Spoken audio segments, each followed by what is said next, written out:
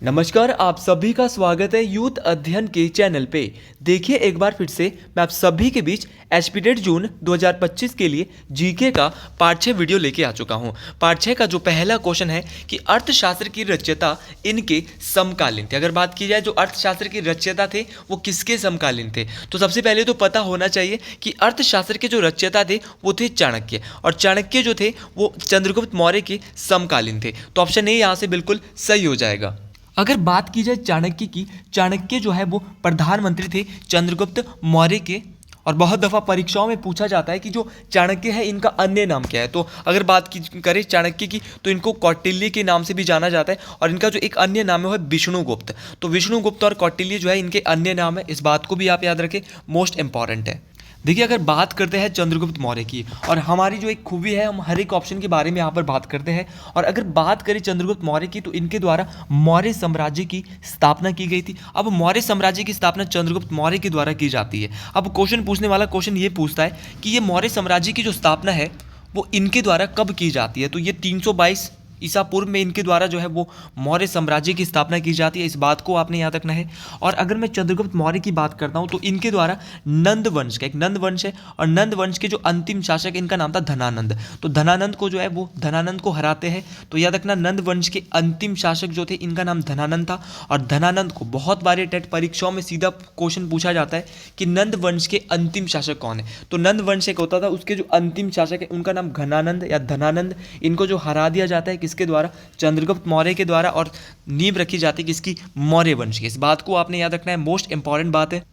भाई चंद्रगुप्त मौर्य की अगर बात करें तो इनके द्वारा पाटलिपुत्रम में अपनी राजधानी को बनाया गया। पाटलिपुत्रम का जो वर्तमान में नाम वो पटना है, इस बात को आप याद रखें, मोस्ट इंपॉर्टेंट बात है ये भी।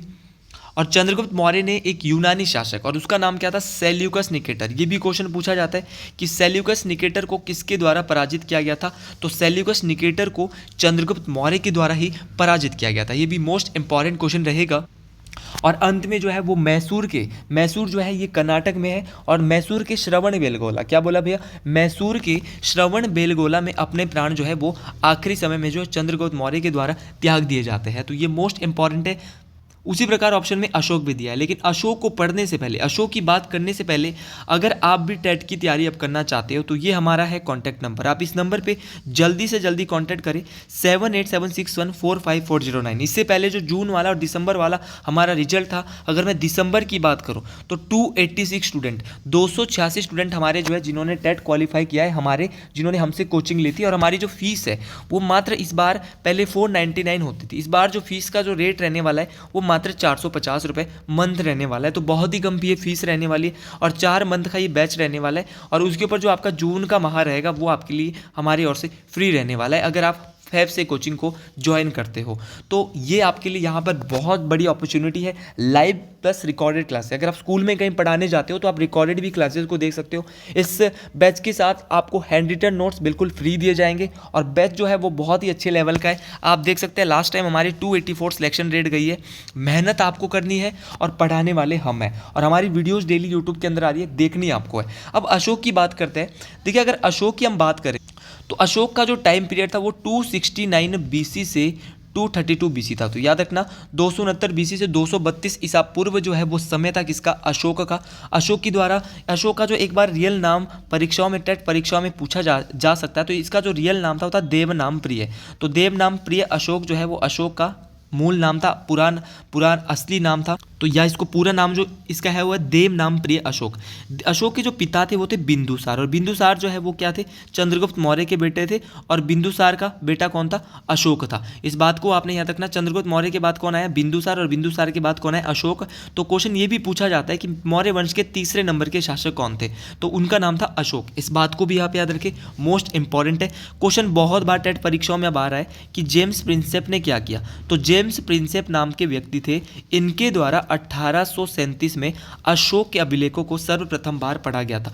तो अशोक के जो अभिलेख थे उनको सबसे पहले किसने पढ़ा, तो अशोक के अभिलेख को सबसे पहले जो पढ़ा था वो जेम्स प्रिंसेप ने 1837। इस बात को आप याद रखें, मोस्ट इंपॉर्टेंट ये बात है। अशोक का जो 13वां अभिलेख है, ये भी आपको याद रखना है कि अशोक का जो 13वां अभिलेख है इसमें किस चीज़ की बात की गई है। तो अशोक का जो 13वां अभिलेख है उसमें कलिंग युद्ध, तो अशोक ने जो कलिंग युद्ध लड़ा था ये अशोक के 13वें अभिलेख में बात की गई है। और अशोक के द्वारा जो कलिंग युद्ध लड़ा गया था वो कब लड़ा गया था, ये क्वेश्चन भी मोस्ट इंपॉर्टेंट बनता है। तो ये 261 ईसा पूर्व, तो 261 ईसा पूर्व में अशोक के द्वारा कलिंग का युद्ध लड़ा गया था। इस बात को आपने याद रखना है, मोस्ट इंपॉर्टेंट है, परीक्षाओं में पूछा जाएगा। देखिए यहाँ पे लिखना जो है बहुत टफ होता है क्योंकि हमारे पास जो है पूरे साधन नहीं है जिससे लिखा जाता है हर एक चीज़। और अगर बात की जाए अशोक की, तो अशोक का जो पहला अभिलेख है इसमें जो है वो जानवरों की पशु बलि की निंदा की बात की गई है, तो ये भी मोस्ट इंपॉर्टेंट है। अगर मैं समुद्रगुप्त की बात करता हूँ तो समुद्रगुप्त भी एक बड़ा नाम है और ये जो है वो गुप्त वंश के शासक थे। अगर इनकी बात करें तो समुद्रगुप्त जो है वो चंद्रगुप्त प्रथम के, गुप्त वंश के शासक चंद्रगुप्त प्रथम थे, इनके बेटे थे समुद्रगुप्त। इस बात को आप याद रखें। इनको भारत का नेपोलियन, ये क्वेश्चन तो बहुत बार पूछा जाता है कि भारत का नेपोलियन किसको कहते हैं, तो ये टेट परीक्षाओं का सबसे इंपॉर्टेंट क्वेश्चन है। तो भारत का जो नेपोलियन है वो समुद्रगुप्त को कहा जाता है। और इनके द्वारा एक प्रयाग प्रशस्ति, तो याद रखना प्रयाग प्रशस्ति की जो रचना है वो किसके द्वारा की गई, तो प्रयाग प्रशस्ति की जो रचना है वो समुद्रगुप्त के द्वारा की गई थी, ये भी मोस्ट इंपॉर्टेंट है। उसी प्रकार हर्षवर्धन ऑप्शन में दिया है, और अगर हर्षवर्धन की मैं बात करूं, हर्षवर्धन वाला क्वेश्चन ही अगला है। अगला क्वेश्चन है कि हर्षवर्धन को किसने हराया था। अगर हर्षवर्धन की हराने की बात करें तो हर्षवर्धन को जो हराया गया था वो पुलकेशन द्वितीय, तो किसके द्वारा हराया, ऑप्शन बी यहाँ से बिल्कुल सही है। इस बार जो आपका टेट का पेपर है, अब टेट के पेपर भी अच्छे लेवल के आ रहे हैं, तो मैं चाहता हूँ कि अब हमारा जो वीडियोस देखें उनके जो रिजल्ट है वो कम से कम भैया वो मैं अपने ओर से 100% दूंगा। तो इस बार मैं बहुत डिटेल से आपको वीडियो कराऊंगा, तो आप इसको आराम से भी सुन सकते हैं। तो हर्षवर्धन को जो हराया था वो पुलकेशन द्वितीय के द्वारा हरवाया गया था। अब क्वेश्चन पूछा जाएगा कि जो ये पुलकेशन द्वितीय है ये किस वंश के शासक है, ऐसा भी क्वेश्चन आ सकता है। हराया तो पुलकेशन द्वितीय ने, तो ये जो है वो चालुक्य वंश, एक वंश है चालुक्य, और इसी चालुक्य वंश के शासक है कौन, पुलकेशन द्वितीय। तो इस बात को आप याद रखें, ऑप्शन बी यहाँ से सही हो जाएगा। अब एक बार क्वेश्चन ये भी टेट में आया था कि हर्षवर्धन ने, पुलकेशन द्वितीय ने हर्षवर्धन को किस नदी के किनारे हराया, तो ये युद्ध जो लड़ा गया था ये नर्मदा नदी के किनारे लड़ा गया था। इस बात को आपने याद रखना। 618 ईस्वी में युद्ध हुआ, कब हुआ था, 618 ईस्वी में ये युद्ध हुआ था। चालुक्य वंश के राजा पुलकेशन द्वितीय के द्वारा हर्षवर्धन को हरा दिया जाता है। इस बात को आपने याद रखना है, मोस्ट इंपॉर्टेंट बात है। और इस युद्ध को जीतने के बाद परमेश्वर एक उपाधि जो है वो किसके द्वारा, पुलकेशन द्वितीय के द्वारा धारण की जाती है। तो ये युद्ध जो है 618 ईस्वी में होता है हर्षवर्धन और पुलकेशन द्वितीय के बीच, जिस युद्ध को जीतने के बाद पुलकेशन द्वितीय के द्वारा परमेश्वर की उपाधि जो है वो धारण की जाती है। हर्षवर्धन की बात करें, हर्षवर्धन के एक दरबारी कवि है, और हर्षवर्धन के दरबारी कवि को टेट परीक्षाओं में बहुत दफ़ा पूछा गया है, जिनका नाम है बाणभट्ट। जी हाँ, ध्यान से सुनिए इस नाम को, नाम है बाणभट्ट। अगर मैं बाणभट्ट की बात करता हूँ, देखिए बाणभट्ट जो है बहुत इंपॉर्टेंट है। बाणभट्ट की अगर बात की जाए तो बाणभट्ट के द्वारा हर्षवर्धन की जीवनी, हर्षवर्धन की जो इनके बारे में जो है हर्षवर्धन की जो जीवनी लिखी है जिसका नाम है हर्षचरित। तो पहले तो आपको पता होना चाहिए जो हर्षवर्धन की जीवनी है उसका नाम हर्षचरित है। किसने लिखा भैया, बाणभट्ट के द्वारा लिखा गया। किसके द्वारा, बाणभट्ट के द्वारा लिखा गया। बाणभट्ट के द्वारा बहुत सारे ग्रंथ लिखे गए थे, जैसे कि हर्षवर्धन की जीवनी इनके द्वारा हर्षचरित लिखी गई थी। कादम्बरी बहुत इंपॉर्टेंट है, कादम्बरी। तो अगर कादम्बरी की बात करते हैं तो कादम्बरी जो ग्रंथ है ये भी इनके द्वारा ही लिखा गया था। चंडिका शतक भी इनके द्वारा ही लिखा गया था। और एक पार्वती परिणय बहुत इंपॉर्टेंट है, पार्वती परिणय। तो पार्वती परिणय और चंडिका शतक ये भी बाणभट्ट के द्वारा ही लिखा जाता है। कादम्बरी तो भाई बहुत बार टेट में आ गया है, तो हो सकता है कि इस बार भी आपको देखने को मिले। और अगर चंडिका शतक और पार्वती परिणय भी मिलेगा तो भी आपको दिक्कत नहीं होनी चाहिए। ऑप्शन में अलाउद्दीन खिलजी दिया है। अलाउद्दीन खिलजी वंश का दूसरा और सबसे शक्तिशाली शासक था। देखो खिलजी वंश की जो स्थापना है वो तो जलालुद्दीन खिलजी, किसके द्वारा, जलालुद्दीन खिलजी के द्वारा की गई। लेकिन जलालुद्दीन खिलजी के बाद कौन आते हैं, अलाउद्दीन खिलजी आते हैं, दूसरे शासक किसके, खिलजी वंश के। और इनको खिलजी वंश का सबसे शक्तिशाली शासक माना जाता है। ज़्यादा विस्तार से नहीं बताऊँगा।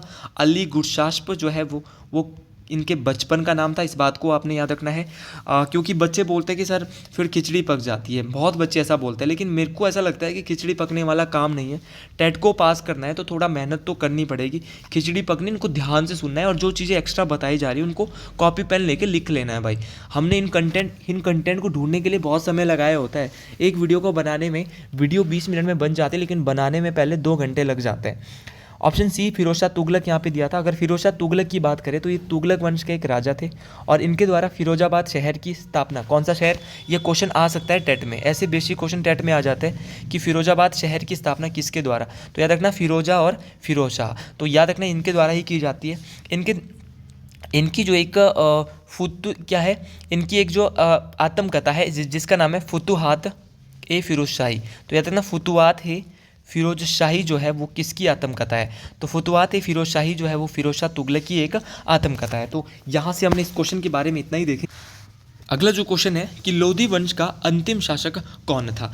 देखिए अगर लोधी वंश की बात करें तो लोधी वंश का जो अंतिम शासक था वो था इब्राहिम लोधी। लेकिन अगर आपको अंतिम शासक पता है तो आपको पहले शासक भी पता होने चाहिए। लोधी वंश का जो पहला शासक था वो था बहलोल लोधी।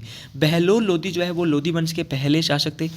अगर लोधी वंश का पूरा टाइम पीरियड की बात करें 1451 में इसकी स्थापना की जाती है और 1526 तक भारत में लोधी वंश का दबदबा रहता है। लोधी वंश जो है वो रहता है भारत में और ये दिल्ली सल्तनत का अंतिम वंश था, इस बात को आप याद रखें, 1451 से 1526। देखिए अगर बहलोद लोधी की बात करें तो बहलोद लोधी मोस्ट इंपॉर्टेंट, ये लोधी वंश के दूसरे शासक थे, इस बात को आप याद रखें, मोस्ट इंपॉर्टेंट है। और ये 1489 से, इसके बाद जो आते हैं बहलोद लोधी के बाद जो भारत में शासक बनते हैं इनके ही बेटे बहलोद लोधी के, इनका नाम था सिकंदर लोधी। सिकंदर लोधी का जो शासन था, टाइम पीरियड था, वो 1489 से 1517 तक था, इस बात को आप याद रखें, ये भी मोस्ट इंपॉर्टेंट है। और सिकंदर लोधी के बारे में टेट में एक क्वेश्चन बहुत बार आता है कि इनके द्वारा आगरा शहर, किस शहर की स्थापना की गई थी, आगरा शहर, ये वही आगरा शहर जो यमुना नदी, किस नदी के किनारे है भाई, यमुना नदी के किनारे है ये आगरा शहर। और आगरा शहर की जो स्थापना है वो किसके द्वारा की जाती है, सिकंदर लोधी के द्वारा की जाती है। इनके द्वारा ही एक मापने की प्रणाली जिसका नाम था गज ए सिकंदरी, बहुत बार ये पूछा जाता है गज ए सिकंदरी, तो गज ए सिकंदरी, तो गज ए सिकंदरी जो है मापने की जो प्रणाली है वो किसके द्वारा चलाई जाती है, सिकंदर लोधी के द्वारा चलाई जाती है। सिकंदर लोधी के बाद इनके बेटे आते हैं जिनका नाम होता है इब्राहिम लोधी। इब्राहिम लोधी जो है वो लोधी वंश के एक अंतिम शासक थे। इस क्वेश्चन का आंसर बी जो है वो बिल्कुल सही था, लेकिन हमने तो बहुत सारे के सारे ऑप्शन यहाँ से कवर कर दिए हैं। ऑप्शन को करना और वो एक क्वेश्चन के बारे में बहुत सारी चीज़ें, अगर अगले बार यहाँ से क्वेश्चन पूछा गया है तो अगले बार अगर बदल के भी क्वेश्चन पूछेगा तो आपको दिक्कत नहीं आएगी। इनका जो शासनकाल था वो 1517 से 1526 तक था, पहले तो आपको इस बात को याद रखना है। और अगली जो बात है, इनका जो है वो, इनकी जो मृत्यु हो जाती है वो पानीपत का जो पहला युद्ध होता है 21 अप्रैल 1526 उसमें हो जाती है। और पानीपत का जो पहला युद्ध इनके द्वारा लड़ा जाता है वो 21 अप्रैल 1526 में बाबर के साथ, और ये बाबर के द्वारा इनको हरा दिया जाता है पानीपत के पहले लड़ाई में। और बाबर के द्वारा ही भारत में 1526 में मुगल सल्तनत की नींव, तो मुगल वंश की जो नींव है भारत में किसके द्वारा की गई, ये भी क्वेश्चन बहुत दफ़ा आता है, तो बाबर के द्वारा की जाती है, इस बात को आपने याद रखना है। तो इस क्वेश्चन के बारे में हम इतना ही देखेंगे। बाबर ने आगे बहुत सारे युद्ध लड़े थे, आपको याद रखना है। 1526 में इसने पानीपत का युद्ध लड़ा, 1527 में बाबर के द्वारा एक युद्ध लड़ा गया था खानवा, कौन सा युद्ध, खानवा। फिर 1528 में चंदेरी का युद्ध, कौन सा युद्ध भैया, चंदेरी का युद्ध। फिर 1529 में जो इसने युद्ध लड़ा वो कौन सा लड़ा, घाघरा, कौन सा लड़ा, घाघरा का युद्ध। और 1530 में जो है वो बाबर की क्या हो जाती है, मृत्यु हो जाती है, इस बात को आपने याद रखना। तो बाबर की जो मृत्यु हुई थी वो कब हुई थी, 1530 में। घाघरा कब पहना था, 1529 में। चांद पे गया मतलब कि कब गया, 1528, चांद पे मतलब कि चंदेरी। और याद रखना भैया मोस्ट इंपॉर्टेंट है, खाना खाया कब, 27 में, तो 1527 में जो है इसने क्या लड़ा था, खानवा का युद्ध। तो हर एक क्वेश्चन आपको याद रखने हैं, क्वेश्चन हर एक इंपॉर्टेंट रहता है। अगला क्वेश्चन बोल रहा है कि कौन सा गांधी सत्याग्रह का स्वरूप नहीं है। अगर बात की जाए गांधी सत्याग्रह की तो हिजरत जो है एक गांधी सत्याग्रह का, गांधी जो गांधीयन सत्याग्रह थे उसका स्वरूप नहीं है, which is not a form of Gandhian satyagraha. तो हिजरत एक प्रकार का कोई भी गांधी जी का सत्याग्रह नहीं है। अगर गांधी जी की बात करें तो इनके द्वारा भारत में सबसे पहले बिहार में एक आंदोलन चलाया जाता है जिसका नाम था चंपारण सत्याग्रह। तो चंपारण सत्याग्रह जो है वो गांधी जी के चलाए जाने वाला पहला सत्याग्रह था। और चंपारण जो सत्याग्रह है, इस बात को आपने याद रखना, ये कब इसकी शुरुआत होती है, तो चंपारण सत्याग्रह की शुरुआत जो 1917 में भारत में होती है, बिहार में ये चंपारण पड़ता है, इस बात को आपने याद रखना।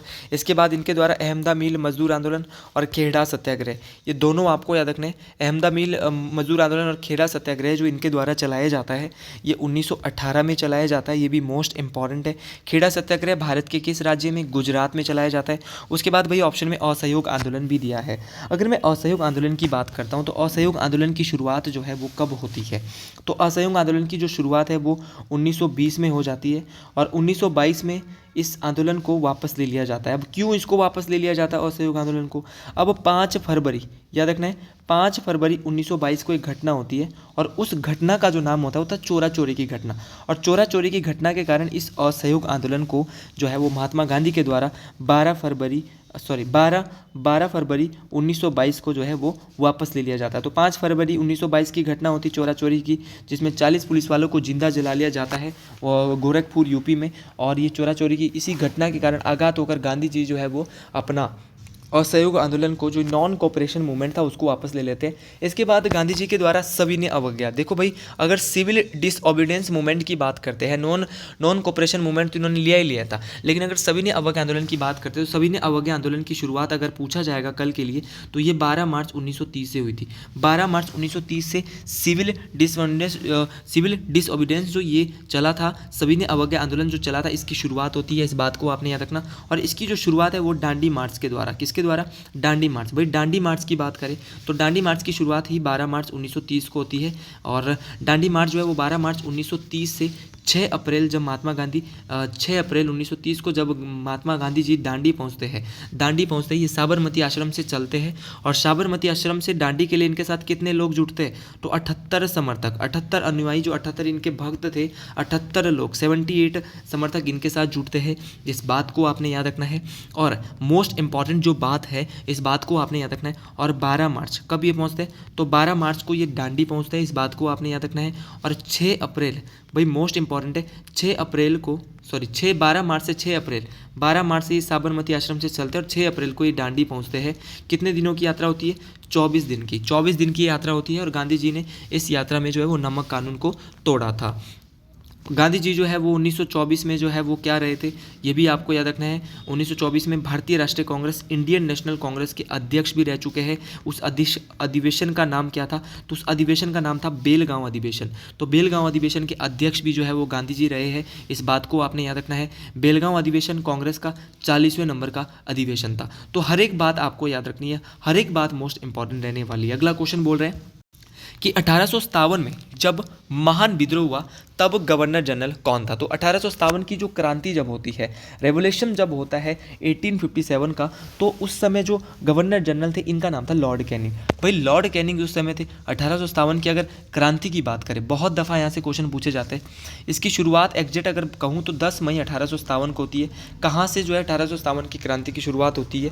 तो मेरठ से। कहाँ से होती है भैया? मेरठ से इसकी शुरुआत होती है, इस बात को आप याद रखें, मोस्ट इंपॉर्टेंट है। भाई लॉर्ड कैनिंग की अगर बात करें तो ये भारत के प्रथम वायसराय थे। गवर्नर जनरल जब भारत के चेंज किए गए तो भारत के प्रथम वायसराय, ये क्वेश्चन टेट परीक्षाओं के लिए किसी ना किसी टेट परीक्षाओं में पक्का पूछा जाएगा कि भारत के प्रथम वायसराय, तो याद रखना लॉर्ड कैनिंग साहब थे। उसी प्रकार जो भारत शासन अधिनियम है, इसी के तहत इनको भारत का प्रथम वायसराय बनाया जाता है।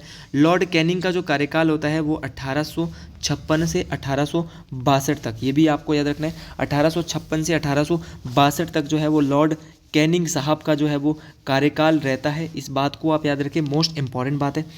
लॉर्ड कैनिंग के द्वारा एक तो बॉम्बे विश्वविद्यालय, बॉम्बे हो गया आपका, कलकत्ता हो गया आपका, मद्रास हो गया, तो ये तीनों बड़े बड़े जो यूनिवर्सिटीज़ हैं, तो याद रखना बॉम्बे, कलकत्ता, मद्रास, इन तीनों यूनिवर्सिटी की जो स्थापना है वो लॉर्ड कैनिंग साहब के द्वारा की जाती है, ये भी मोस्ट इंपॉर्टेंट है। 1861 का जो भारत परिषद अधिनियम, इंडियन काउंसिल एक्ट, भाई भारत परिषद अधिनियम याद रखेंगे, मोस्ट इंपॉर्टेंट बात बोल रहा हूँ। भारत परिषद अधिनियम जो है वो किसके द्वारा लाया गया? तो भारत परिषद अधिनियम जो है वो 1861 में किसके द्वारा लाया गया था भैया? Lord Canning. किसके द्वारा लाया गया? लॉर्ड कैनिंग के द्वारा जो है ये भी लाया जाता है, इस बात को आपने याद रखना। ऑप्शन में और भी गवर्नर जनरल के नाम दिए, जैसे कि लॉर्ड डलहौजी का नाम दिया है। भाई लॉर्ड डलहौजी के द्वारा भारत में 1853 में, मोस्ट इंपॉर्टेंट क्वेश्चन, टेट परीक्षाओं के लिए सबसे प्यारा क्वेश्चन, कि भारत में सर्वप्रथम बार पहली रेलवे लाइन किसके शासनकाल में चली? तो लॉर्ड डलहौजी के शासनकाल में चलती है। कब चलती है? 1853। भैया कहाँ से कहाँ तक? तो बोलेंगे सर मुंबई से ठाणे। तो याद रखना मुंबई से ठाणे जो है वो भारत में पहली रेलवे लाइन चलाई गई थी। कितने किलोमीटर ये चली थी? तो याद रखना 34 किलोमीटर। कितने किलोमीटर बोले भैया? 34 किलोमीटर ये रेलवे लाइन चली थी। लॉर्ड डलहौजी बनर्जी के द्वारा डॉक्ट्रिन ऑफ लैप्स, जिसको कहते हैं हड़प की नीति, हड़प की नीति जो है वो भारत में चलाई गई थी, ये भी मोस्ट इंपॉर्टेंट बात है।